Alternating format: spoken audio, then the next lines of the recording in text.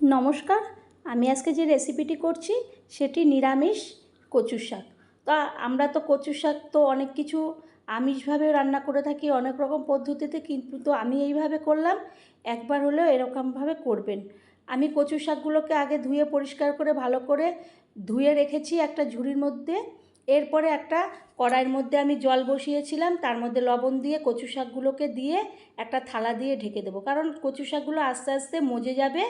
একদম পুরো যখন মজে যাবে তখন একটুখানি হয়ে যাবে। এরপরে কচু শাকগুলোকে আমি ঢাকনা তুলব, তখন দেখব পুরো আমার ওটা সিদ্ধ হয়ে গেছে।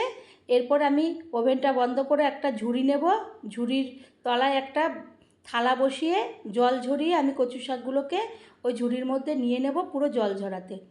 যখন জল ঝরে যাবে আমি ওটা সাইড করে রাখবো। আবারও ওই কড়াইয়ের মধ্যে দিয়ে দেব তেল, দিয়ে দেব দুটো তেজপাতা আমি ছিঁড়ে, দিয়ে দেব তিনটে শুকনো লঙ্কা ছিঁড়ে দু অর্ধেক করে। এইভাবে আমি খুন্তি দিয়ে নেড়ে যখন এটা একটু ফোড়নের গন্ধ বেরাবে তখন ওর মধ্যে আমি সোমবারে দেব পাঁচফোড়ন। তো অনেকে জিরা দেয়, অনেক কিছু দেয়, তাই আমি পাঁচফোড়ন দিলাম। পাঁচফোড়নের গন্ধটা খুব সুন্দর বেরায়, সব রকমই মশলা থাকে। এরপরে ওই ফোড়নের মধ্যে দিয়ে দেবো প্রায় 10 থেকে 12টা কাঁচা লঙ্কা চিড়ে, কারণ এই তেলের মধ্যে দিয়ে ভেজে নিলে ঝালটা সম্পূর্ণভাবে পাওয়া যাবে। এরপরে দিয়ে দেব আগের থেকে আমি ছোলা ভিজিয়ে রেখেছিলাম সেই ছোলাটা। এরপরে ভালো করে লঙ্কা, ছোলা, তেজপাতার সঙ্গে ভালো করে কষিয়ে নেব।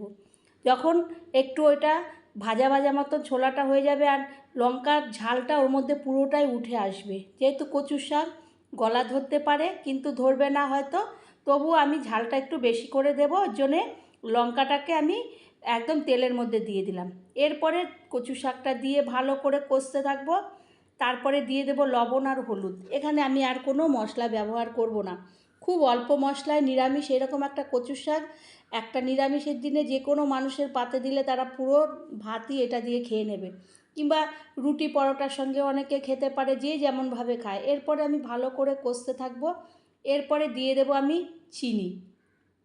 চিনিটা না দিলে একটা খারখার লাগবে, আর যেহেতু কচু শাক একটু মিষ্টি মিষ্টি খেতে হলে একটু ঝাল ঝাল হবে, খেতেও ভালো লাগবে। এরপরে চিনি দিয়ে আবারও ভালো করে কষতে থাকবো। কষা হয়ে গেলে আমি একটু ঢাকনা দিয়ে সিমে গ্যাসটা দিয়ে আস্তে আস্তে একটু শুকনো করতে থাকবো। এরপরে ঢাকনাটা তুলে আমি দেখব একদম শুকিয়ে আসছে। শুকিয়ে আসলে কি হবে, বেশ একটা সুন্দর আঠালো ভাব আসবে আর খেতেও খুব ভাল লাগবে। এরপরে আমি গ্যাসটাকে বন্ধ করব, করে একটা থালার মধ্যে এটাকে তুলে নেব আর উপর থেকে দিয়ে দেব নারকেল কোরানো। তো এখনও চ্যানেলটি সাবস্ক্রাইব না করলে সাবস্ক্রাইব করবেন, লাইক শেয়ার কমেন্ট করবেন, পাশে থাকা বেল বাটনটি টিপবেন, যে কোনো রেসিপি আপনার কাছে সবার আগে পৌঁছাবে। নিরামিষের দিনে এইরকম একটা কচু শাক যদি পাতে পড়ে সবাই এইটা দিয়েই খেয়ে উঠবে। তো ভালো লাগলে আবারও কোনো রেসিপিতে দেখা হবে। ধন্যবাদ।